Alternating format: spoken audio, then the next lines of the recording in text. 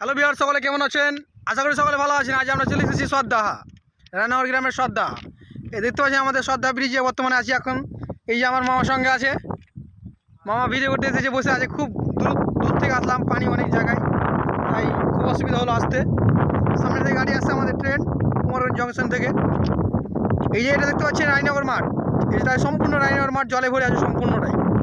Raynagar high মাদ্রাসা হাত করে দেখা যাচ্ছে, এই যে জুম করে দেখাচ্ছি আমি, দেখতে পাচ্ছেন রায়নগর হাই মাদ্রাসা।